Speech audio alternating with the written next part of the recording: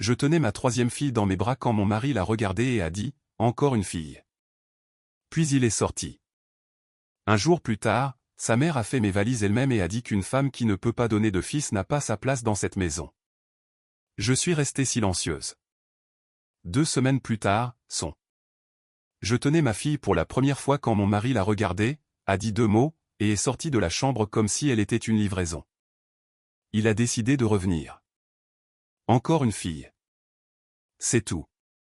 C'est ce qu'il a dit. Pas son nom. Nous n'en avions même pas encore choisi un. Pas elle est belle. Pas tu l'as fait. Juste ces 2 mots. Plat comme un bulletin météo.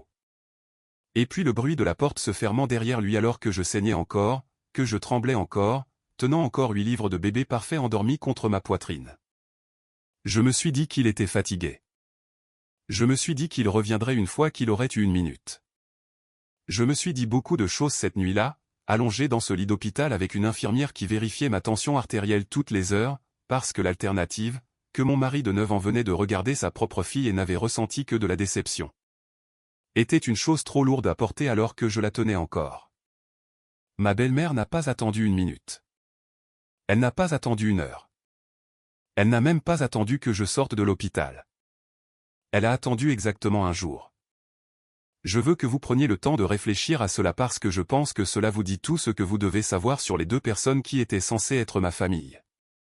Mon mari ne pouvait pas regarder sa fille et sa mère ne pouvaient pas attendre 24 heures avant de s'introduire dans notre maison, la maison dont j'ai payé la moitié de l'hypothèque pendant 9 ans, et de faire mes valises elles-mêmes. Je suis rentré de l'hôpital avec un nouveau-né dans un siège auto et j'ai trouvé ma valise près de la porte d'entrée comme un bagage attendant un taxi. Une femme qui ne peut pas donner de fils à cette famille, m'a-t-elle dit, debout dans mon propre salon les bras croisés, n'a pas sa place dans cette maison. Je veux vous dire que mon nom est Oti. Et pendant longtemps, j'ai cru que la valeur d'une femme dans cette famille était vraiment mesurée par le sexe des enfants qu'elle portait. Je l'ai cru parce qu'ils me l'ont dit maintes et maintes fois pendant 9 ans, par de petits commentaires et de grands silences, jusqu'à ce que j'ai presque cessé de remarquer que j'étais pesée et jugée insuffisante chaque jour. C'est l'histoire de comment j'ai cessé de les croire et comment, 6 semaines après qu'on m'ait dit de quitter ma propre maison avec un nouveau-né dans les bras, la famille qui m'avait rejeté a perdu tout ce qu'elle protégeait en me rejetant en premier lieu. Mais pour comprendre à quel point ils sont tombés bas, vous devez comprendre à quel point ils pensaient être hauts. J'ai rencontré Fenwick quand j'avais 24 ans, je servais des tables dans un restaurant près d'Asheville pendant que je terminais mes études de comptabilité à temps partiel. Il était charmant de cette manière spécifique que les hommes ont lorsqu'ils n'ont jamais eu à faire beaucoup d'efforts. Un bon travail dans l'entreprise de fabrication de sa famille. Un rire facile. Le genre d'attention qui vous fait sentir comme la seule personne dans une pièce bondée. Je suis tombée amoureuse de lui rapidement, comme on le fait à 24 ans avant d'avoir appris à poser les questions qui comptent. Ce que je n'ai compris que bien plus tard, c'est que la famille de Fenwick ne dirigeait pas une entreprise ordinaire. La société de fabrication Warlow appartenait à sa famille depuis 4 générations, construite par son arrière-grand-père, et quelque part en cours de route, je ne sais toujours pas exactement quand, elle avait adopté une vieille règle non officielle que personne n'écrivait, mais à laquelle tout le monde obéissait. L'entreprise passait au fil. Pas à l'enfant le plus capable, pas à celui qui la voulait le plus, au fils. Edwina, ma belle-mère, avait elle-même donné naissance à 2 garçons, Fenwick et son jeune frère, et elle portait ce fait comme une médaille. Elle avait survécu à ce qu'elle appelait les années difficiles, lorsque sa propre belle-mère l'avait fait se sentir petite pour avoir eu une première grossesse difficile. Et au lieu d'en tirer une leçon, elle avait simplement décidé que la souffrance était le tribut qu'une femme payait pour gagner sa place à la table. Et maintenant, c'était à son tour de percevoir le tribut de quelqu'un d'autre. J'ai découvert tout cela lentement. Les commentaires ont commencé avant même notre mariage. Edwina demandant à Thanksgiving si je venais d'une bonne lignée, s'il y avait des antécédents de garçons de mon côté de la famille. J'en ai ri. Fenwick en a ri aussi à l'époque, me disant que sa mère était démodée et ne le pensait pas vraiment. Nous nous sommes mariés. Nous avons acheté une maison ensemble, une vraie maison avec une hypothèque que nous payions tous les 2 avec nos propres salaires parce que je travaillais comme comptable pour 3 petites entreprises à l'époque et je m'en sortais bien. Je veux que vous vous souveniez de ce détail. Il aura son importance plus tard. Je me souviens du dîner exact où j'ai compris pour la première fois à quel point c'était profond. C'était notre deuxième Thanksgiving en tant que couple marié, et l'oncle de Fenwick avait amené sa nouvelle femme, qui était visiblement enceinte. Edwina a passé tout le repas à poser à la femme de l'oncle des questions détaillées sur la grossesse, la forme de son ventre, la façon dont elle portait, si elle avait envie d'aliments salés ou sucrés. Parce qu'apparemment il y avait des contes de bonnes femmes sur tout cela qui était censé prédire le sexe d'un bébé. J'ai ri avec eux à l'époque, pensant que c'était pittoresque, une superstition inoffensive de grand-mère. Je ne comprenais pas encore que pour Edwina, rien de tout cela n'était inoffensif, et rien de tout cela n'était une blague. C'était un système de notation, et chaque femme qui se mariait dans cette famille était évaluée par rapport à celui-ci, qu'elle le sache ou non. Bellamy est née la première. Edwina l'a tenue pendant exactement 4 minutes à l'hôpital, a dit, « Eh bien, il est encore temps. » Et l'a rendue. Marin est venu 2 ans après. Edwina n'est pas venue à l'hôpital du tout. Elle a envoyé une carte qui disait « Félicitations pour votre fille » avec le mot « fille » souligné comme si c'était une information que je devais corriger.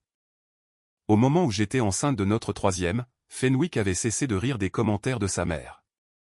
Il avait commencé à en faire lui-même, de petites choses au début, demandant à l'échographiste de vérifier 2 fois, plaisantant avec son frère sur le besoin de quelqu'un pour perpétuer le nom.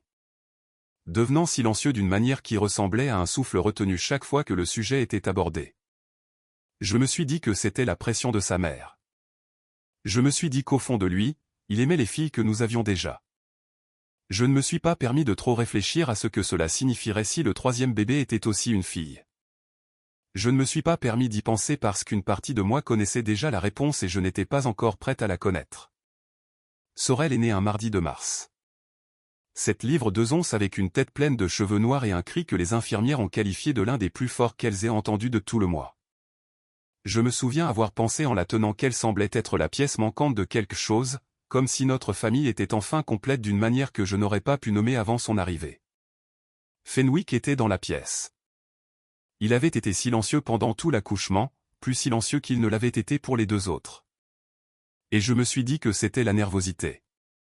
Quand le médecin a dit les mots, « une petite fille en bonne santé », j'ai vu son visage changer en temps réel, non pas en joie, mais en quelque chose qui ressemblait presque à du chagrin, comme s'il venait d'apprendre une mauvaise nouvelle qu'il redoutait depuis 9 mois. Il l'a regardé, vraiment regardé, pendant peut-être 3 secondes, puis il l'a dit, « encore une fille ». Et il est parti. Pas, « j'ai besoin d'air ». Pas, « je reviens tout de suite ». Il s'est retourné et est sorti de la salle d'accouchement alors qu'une infirmière m'aidait encore à tenir Sorel peau contre peau. Et il n'est pas revenu avant 2 heures. Quand il est revenu, il ne s'est pas excusé. Il s'est assis sur la chaise de l'autre côté de la pièce, faisant défiler son téléphone. Et quand je lui ai demandé de la tenir, il a dit qu'il avait mal à la tête. Je me suis dit cette nuit-là, seul avec ma nouvelle fille pendant que mon mari dormait dans le fauteuil inclinable nous tournant le dos, que nous en parlerions une fois rentrés à la maison. Que c'était le choc ou l'épuisement ou une sorte de chagrin concernant les attentes de sa mère qu'il devait gérer en privé avant de pouvoir être là pour notre fille comme il l'avait été, imparfaitement mais finalement, pour nos 2 premières. Je ne m'attendais pas à ce qui m'attendait à la maison, et je ne m'attendais pas à ce que démêler tout cela prendrait la meilleure partie de l'année qui a suivi. Edwina avait une clé de notre maison. Elle en avait une depuis des années, soi-disant pour les urgences, et je n'y avais jamais réfléchi à 2 fois parce que je n'avais jamais eu de raison de le faire. Quand Fenwick s'est garé dans l'allée avec Sorel et moi encore attachés sur la banquette arrière, j'ai vu ma valise sur le porche avant même d'ouvrir la portière de la voiture. Puis j'ai vu 2 autres sacs. Puis j'ai vu les sacs de nuit de Bellamy et Marin emballés et posés à côté des miens, et mon estomac est tombé quelque part au-delà du plancher de la voiture. Edwina se tenait sur le porche comme s'il lui appartenait, ce qui légalement n'était pas le cas. Ses bras étaient croisés. Son expression était celle d'une femme qui croyait faire quelque chose de juste. « Tu ne peux pas continuer à faire ça à cette famille », a-t-elle dit avant même que je sois sorti de la voiture. 3 filles. 3. Le nom Warlow ne survit pas avec des petites filles. Je suis resté là sur mon propre Porsche. Un Porsche que j'avais aidé à payer, tenant un bébé qui avait 6 heures. Et je lui ai demandé ce qu'elle pensait faire exactement avec ma valise. Une femme qui ne peut pas nous donner de fils à la famille n'a pas sa place dans cette maison, a-t-elle dit, pas crié, dit calmement comme si elle lisait une politique sur une carte. Fenwick est d'accord avec moi.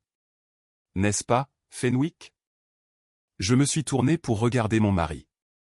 Je veux que vous compreniez qu'en 9 ans de mariage, à travers 2 autres filles, à travers des disputes et des années difficiles, et chaque déception ordinaire qu'un mariage accumule, je ne l'avais jamais vu une seule fois ne pas me défendre contre sa mère.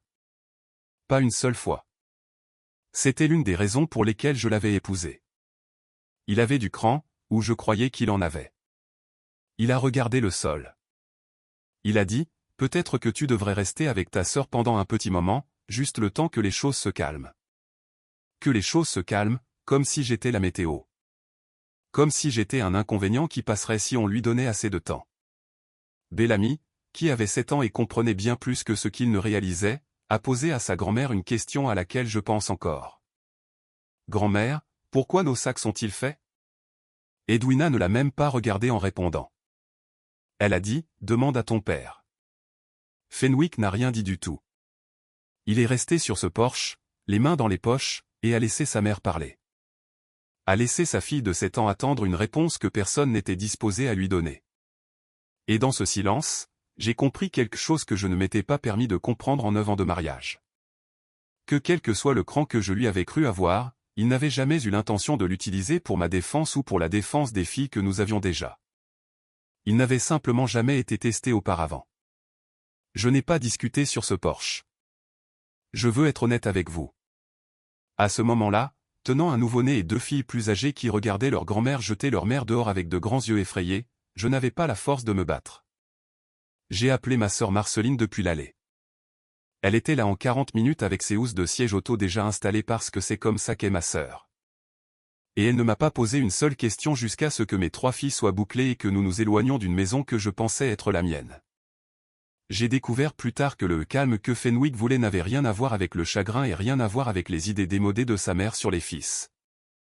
Cela avait à voir avec une femme nommée Priscilla et un document qui se trouvait à ce moment même dans le bureau d'un avocat à 40 minutes de là. J'ai passé la première semaine chez ma sœur dans cette sorte d'engourdissement spécifique qui ne ressemble à rien du tout, me contentant de faire les gestes, de nourrir Sorel, de répondre aux questions de Bellamy sur le moment où nous rentrerions à la maison avec des réponses que je n'avais pas. Marceline ne m'a pas poussé à expliquer ce qui s'était passé. Elle s'est juste assurée que je mangeais. Et la 4e nuit, après que les filles se soient endormies, elle s'est assise en face de moi à sa table de cuisine et a dit la chose que je ne m'étais pas encore permis de dire à voix haute. Oti, il ne s'agit pas seulement du fait que Sorel soit une fille. 9 ans et il n'a jamais laissé sa mère faire ça. Il se passe autre chose. Elle avait raison. Et une partie de moi le savait depuis le porche. Fenwick n'avait pas l'air honteux quand il m'a dit de rester avec ma sœur. Il avait l'air soulagé, comme si une décision avait été rendue plus facile pour lui par quelque chose qui n'avait rien à voir avec nous 3. J'avais toujours accès à nos comptes joints. Un fait dont je suis reconnaissante maintenant parce que c'est la seule raison pour laquelle tout ce qui a suivi a été possible. 2 jours plus tard, en consultant le compte par habitude plus que par suspicion, j'ai trouvé un virement que je ne reconnaissais pas. 11 000 $. Déplacé vers un compte que je n'avais jamais vu. Daté de 3 semaines avant la naissance de Sorel. J'ai trouvé un 2e virement le lendemain, puis un 3e. En 4 mois, remontant à avant même que j'ai atteint mon 3e trimestre, plus de 38 000 $ avaient été déplacés de notre épargne commune, le compte que nous avions construit ensemble, le compte qui portait nos 2 noms, le compte auquel je contribuais à chaque chèque de paie pendant 9 ans. Vers un compte appartenant à une certaine Priscilla Ham. Je ne connaissais pas le nom, mais 3 jours plus tard, ma sœur a repéré quelque chose sur le profil public de Fenwick sur les réseaux sociaux que je n'avais pas pensé à chercher parce que le chagrin a une façon de rétrécir votre vision à la seule chose qui vous fait le plus mal. Une femme nommée Priscilla avait commenté une vieille photo de Fenwick datant d'années auparavant. Quelque chose de chaleureux et de familier, le genre de commentaire qui n'a de sens qu'entre des personnes qui se connaissent bien. Lorsque Marceline a cliqué sur son profil, il était privé, mais la photo de profil suffisait. Une femme visiblement enceinte, debout devant un immeuble d'appartements que nous ne reconnaissions ni l'une ni l'autre. J'ai regardé cette photo pendant un long moment avant d'appeler qui que ce soit. Une partie de moi avait déjà fait le calcul de la chronologie avant même de décrocher le téléphone. J'ai appelé Griswell Pike, un avocat en droit de la famille que la collègue de ma sœur avait utilisé lors de son propre divorce. Et j'ai tout exposé, les virements, le Porsche, la valise, les mots encore une fille, la photo d'une inconnue debout devant un appartement que je n'avais jamais vu, et je lui ai demandé ce que je regardais. Ce qu'il a découvert au cours du mois suivant était pire qu'une liaison. C'était pire que de l'argent déplacé vers une maîtresse par culpabilité ou par négligence. Priscilla Ham était enceinte de 7 mois, naturellement de l'enfant de Fenwick. Et selon un accord privé de filiation et d'héritage que Fenwick avait discrètement rédigé avec un avocat spécialisé en contrat 6 mois plus tôt, le même mois où je lui ai dit que j'étais enceinte de Sorel. L'argent n'était pas de l'argent pour acheter le silence. C'était une provision destinée à formaliser la revendication légale de l'enfant sur le nom Warlow bien avant même sa naissance. Un plan. Le père de Fenwick était décédé 2 ans plus tôt, et les documents de propriété de la Warlow Fabrication Company contenaient une clause de succession plus ancienne que nous deux, une qui nommait les héritiers mâles de la lignée Warlow comme les seuls héritiers éligibles du contrôle des intérêts. Edwina avait passé ces 2 années terrifiée à l'idée qu'avec 2 petites filles et une 3e grossesse de sexe inconnu, l'entreprise et l'argent qui l'accompagnait pourraient devoir passer pour la première fois en 4 générations à quelqu'un en dehors de la lignée masculine directe ou, pire, être dissous et réparti entre tous les petits-enfants à parts égales. Ainsi, pendant que j'étais enceinte de Sorel, croyant que mon mari était discrètement stressé par les attentes de sa mère, Fenwick et Edwina avaient discrètement arrangé une police d'assurance. Si je leur donnais une 3e fille, cela n'aurait pas d'importance parce que Priscilla Ham, une femme avec qui Fenwick avait renoué contact depuis l'université, portait déjà un de ses enfants. Si cet enfant était un garçon, ils avaient leur héritier positionné dans des documents prêts avant même que Sorel n'ait pris sa première respiration. L'argent déplacé de notre compte joint n'était pas une liaison dans laquelle il était tombé. C'était un plan qu'il avait financé mois après mois avec de l'argent que j'avais gagné et économisé sans rien me dire du tout. Je me suis assise dans le bureau de Griswell et je lui ai posé la seule question qui comptait pour moi à ce moment-là. Est-ce que tout cela était légal? La liaison n'est pas un crime, m'a-t-il dit. Mais il a utilisé des fonds matrimoniaux, des fonds communs, des fonds auxquels vous avez contribué pour financer un accord d'héritage privé et soutenir la grossesse d'une autre femme sans votre connaissance ou votre consentement alors que vous étiez enceinte de son enfant. Ce n'est pas seulement une défaillance morale. Aussi, selon la structure de la clause de succession et du trust familial, c'est une fraude à l'encontre du patrimoine conjugal. Et si Edwina a joué un rôle dans la structuration de ces virements, ce que la trace écrite suggère, cela élargit considérablement les choses. Je veux vous dire que ce qui a suivi a été rapide et satisfaisant, mais la vérité est que cela a pris la meilleure partie d'une année, et chaque mois de celle-ci a compté. Griswell a d'abord assigné les dossiers de l'avocat contractuel, ce qui a confirmé la chronologie. L'accord d'héritage avait été rédigé la semaine même où j'avais annoncé ma 3e grossesse lors d'un dîner de famille, le même dîner où Edwina avait demandé devant tout le monde si j'envisagerais de faire quelque chose différemment cette fois pour améliorer les chances. Je n'avais pas compris la question à l'époque. Je la comprenais maintenant. Elle ne parlait pas de vitamines. Ensuite sont venus les relevés bancaires. Tous les 38 000 $ d'entre eux, tracés virement par virement, recoupés avec des dates qui correspondaient exactement aux factures de l'obstétricien de Priscilla et à un acompte sur un appartement à 2 villes de là. Un appartement pour lequel Fenwick payait le loyer depuis 5 mois tout en dormant dans son lit 4 nuits par semaine. Le plus difficile n'était pas de prouver ce que Fenwick avait fait. C'était de prouver ce qu'Edwina avait fait parce qu'elle avait pris soin de ne pas laisser son nom sur les virements eux-mêmes. Mais Griswell a trouvé quelque chose sur quoi elle n'avait pas été prudente. Une série de messages textes extraits du téléphone de Fenwick lors de la communication des pièces dans laquelle Edwina conseillait son fils sur la manière exacte de formuler l'accord d'héritage pour qu'il tienne, peu importe laquelle nous donne le garçon. Elle avait utilisé ces mots. Laquelle? Pas quel enfant. Laquelle? Comme si Sorel et le bébé de Priscilla étaient des participants à un concours. Et j'étais simplement la concurrente perdante qu'elle avait déjà radiée. Griswell a mené 2 actions de front. La première était une demande de divorce simple, citant la liaison et, plus important pour le résultat financier, le détournement non divulgué d'actifs matrimoniaux. Parce que notre maison et nos économies communes avaient été constituées à partir de nos 2 revenus sur 9 ans. Et parce que Fenwick avait utilisé une partie importante de ses fonds communs sans ma connaissance pour un but qui nuisait directement à mes intérêts, Griswell a plaidé pour une division des actifs pondérés de manière substantielle en ma faveur. Ainsi que le remboursement intégral des fonds détournés à partir des revenus propres de Fenwick à l'avenir. La deuxième action était celle qui comptait le plus pour moi, même si elle ne s'est jamais résolue aussi nettement que le divorce. Griswell m'a mis en contact avec un expert comptable spécialisé dans les litiges de trusts familiaux, et ensemble, ils ont déposé une plainte arguant que la clause de succession elle-même avait directement permis la fraude. Que Fenwick et Edwina avaient utilisé les fonds de l'entreprise et la promesse du trust pour structurer un stratagème qui a nui au patrimoine conjugal. Griswell a été honnête avec moi dès le début en me disant qu'un tribunal ne réécrirait probablement pas un trust privé vieux de plusieurs décennies juste parce que je le demandais. Ce que la plainte a fait à la place, c'est d'entraîner la Warlow Fabrication Company dans plus d'1 an de litiges coûteux, de geler plusieurs de ses comptes en attendant le résultat. Et de forcer la divulgation de documents internes que le conseil d'administration n'avait jamais voulu rendre publics. 2 des clients de longue date de l'entreprise ont discrètement retiré leur contrat une fois que le procès a fait la une du journal économique local. Au moment du règlement, l'assureur de l'entreprise avait couvert une partie de mes frais de justice pour que le procès disparaisse.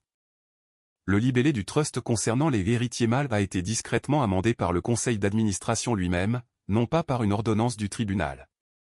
Mais parce que leurs propres avocats les ont avertis que la clause était désormais une source de responsabilité permanente chaque fois qu'une femme Warlow avait une fille.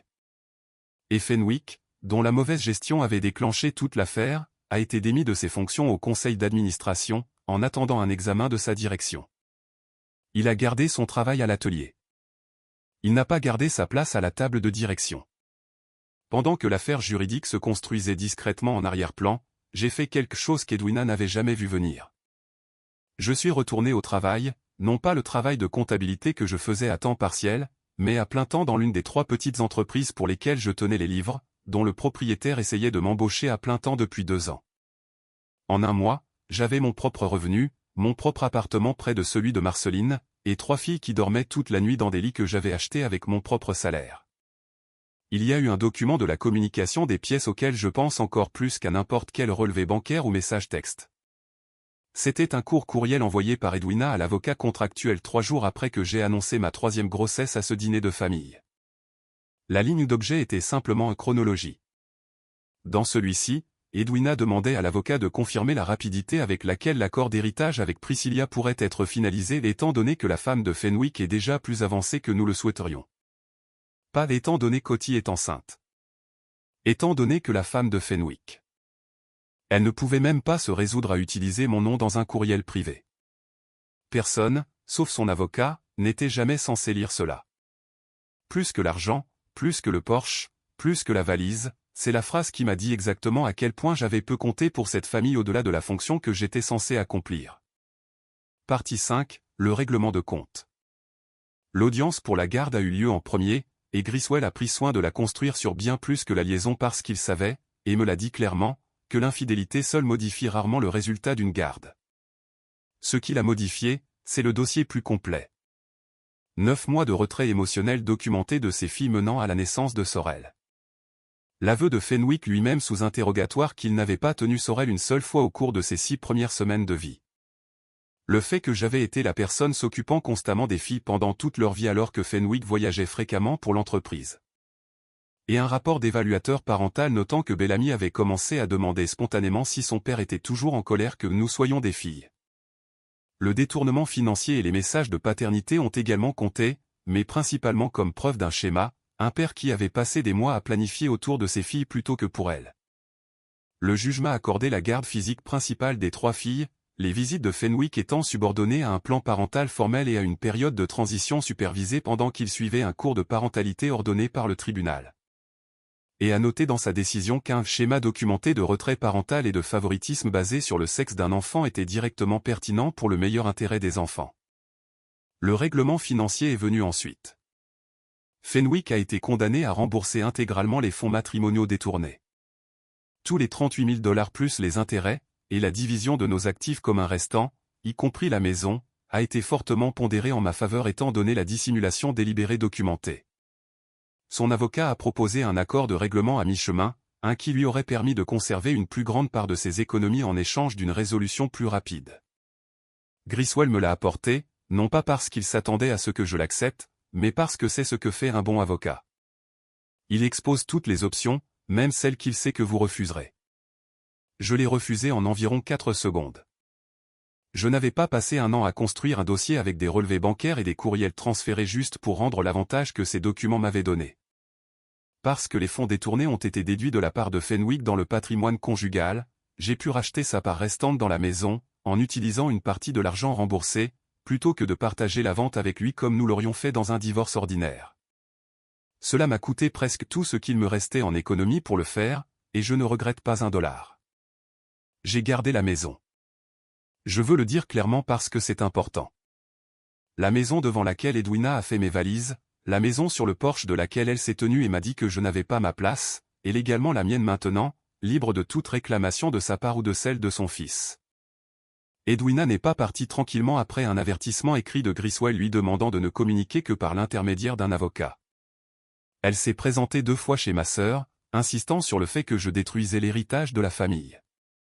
La deuxième visite s'est transformée en quelque chose de plus sérieux. Elle a élevé la voix assez fort pour faire pleurer Bellamy, a refusé de quitter le porche quand ma sœur le lui a demandé, et a laissé un message vocal par la suite, laissant entendre qu'elle connaissait des gens qui pourraient s'assurer que je ne verrais jamais un centime de l'argent Warlow. Marceline a documenté les 2 visites et le message vocal. Et quand Edwina a ignoré l'avertissement écrit une deuxième fois, Griswell a demandé une ordonnance de non-contact formelle, citant le schéma de contact non désiré, l'effet sur les enfants et la menace implicite dans le message vocal. Le juge l'a accordé. Elle n'a pas vu ma fille depuis. Elle est la bienvenue pour demander au tribunal de la famille une visite supervisée une fois, et seulement une fois, qu'elle pourra démontrer qu'elle comprend pourquoi le sexe d'un nourrisson n'a jamais été une base raisonnable pour mettre une mère et 3 enfants à la rue. Je ne retiens pas mon souffle. Le frère de Fenwick, à son crédit, a été la seule personne de cette famille à tendre la main avec autre chose que du blâme. Il n'avait aucune connaissance de l'accord d'héritage. Et quand les détails sont sortis lors de la communication des pièces, c'est lui qui m'a discrètement dit que sa mère avait dit des choses similaires à sa propre femme des années plus tôt à propos d'une grossesse qui s'était terminée par une perte que personne dans cette famille n'avait jamais correctement pleuré. Cela n'excusait rien, mais cela m'a aidé à comprendre que je n'avais pas épousé une aberration. J'avais épousé un schéma qui se répétait probablement depuis plus longtemps que quiconque dans cette famille n'était prêt à l'admettre. Quant à Priscilla Ham, elle a donné naissance 2 mois après Sorel à une fille de son cru. J'y pense parfois. Toutes ces manigances, tout cet argent, toute cette cruauté visant 3 petites filles qui n'avaient rien fait d'autre que d'exister dans la mauvaise configuration. Et à la fin, la biologie se fichait de tout cela. Sorel a 8 mois maintenant. Elle a les cheveux noirs de son père et, pour autant que je puisse en juger, absolument aucun de ses instincts. Elle rit de tout. Elle attrape des poignées de cheveux de sa sœur avec la même violence ravie, et Bellamy et Marin crient et rient avec elle parce que pour elle, elle n'a jamais été une déception. Elle n'a jamais été que leur petite sœur. Elle ne se souviendra pas de la salle d'accouchement. Elle ne se souviendra pas du porche ou de la valise ou des 2 mots que son père a dit avant de s'éloigner d'elle. Et quand elle sera assez grande pour demander pourquoi sa grand-mère n'est sur aucune de nos photos de famille, je lui dirai la vérité de la manière dont un enfant de 8 ans, puis un adolescent de 14 ans, puis un adulte peut la supporter. Que certaines personnes dans ce monde décideront de votre valeur avant même d'avoir appris votre nom. Et que la seule chose que vous devez à ces gens, c'est la porte. J'ai gardé la maison. J'ai gardé mes filles. J'ai gardé la version de moi-même qu'Edwina a passé 9 ans à essayer de me convaincre qu'elle était inadéquate. Et il s'avère que cette version était assez forte pour entrer dans une salle d'audience et gagner. Le nom Warlow se perpétuera, en l'occurrence, mais pas de la manière qu'Edwina a passé 2 ans et 38 000 $ à essayer de garantir. Il se perpétuera à travers 3 filles qui grandiront en sachant exactement ce qu'elles valent parce que leur mère a dû l'apprendre à la dure. Et elle ne les laissera jamais l'apprendre de cette façon, elles non plus. Certains soirs, quand je plie de minuscules vêtements et que Bellamy fait ses devoirs à la table de la cuisine et que Marin raconte une histoire imaginaire élaborée à personne en particulier, je me surprends à attendre que la douleur revienne. La douleur spécifique de se tenir sur un porche et d'entendre une femme que j'avais appelée famille pendant 9 ans me dire que je n'avais pas ma place là. Elle ne vient pas comme avant. Elle se manifeste maintenant plus comme une cicatrice que comme une blessure. Quelque chose que je remarque plutôt que quelque chose qui saigne. Je pense que c'est à cela que ressemble vraiment la guérison la plupart du temps. Pas un moment dramatique unique où la douleur disparaît, mais une lente accumulation de soirées ordinaires, de devoirs, de lessives, d'histoires imaginaires qui s'empilent jusqu'à ce qu'elle l'emporte sur le porche. Jusqu'à ce que le porche devienne juste un mauvais après-midi dans une vie qui s'est avérée bien plus grande que les gens qui ont essayé de la rétrécir. Je pense aussi à Fenwick parfois. Non pas avec la colère que je m'attendais à porter pendant des années, mais avec quelque chose de plus proche de la pitié. Il a passé 9 ans à construire une famille puis en a rejeté les 2/3. 3/3 en réalité, si vous me comptez, parce qu'un morceau de papier écrit par un homme mort des décennies avant notre naissance lui a dit que nos filles ne comptaient pas. Il a échangé 3 enfants vivants, rieurs, entièrement réels contre l'idée d'un fils qui aurait pu exister. Je ne sais pas s'il comprend encore ce que cet échange lui a réellement coûté. Je soupçonne qu'il le comprendra finalement, un après-midi ordinaire dans quelques années, quand il réalisera que ses filles sont devenues des femmes qui n'ont pas besoin de lui. Et d'ici là, il sera trop tard pour demander une version de la paternité qu'il n'a jamais essayé de mériter. Je vous laisserai donc avec la même question que je me pose certains soirs, en berçant Sorel pour la rendormir dans une maison qui est enfin entièrement la mienne. Si les personnes qui sont censées vous aimer inconditionnellement n'aiment que la version de vous qui remplit leurs conditions, vous ont-elles jamais vraiment aimé ?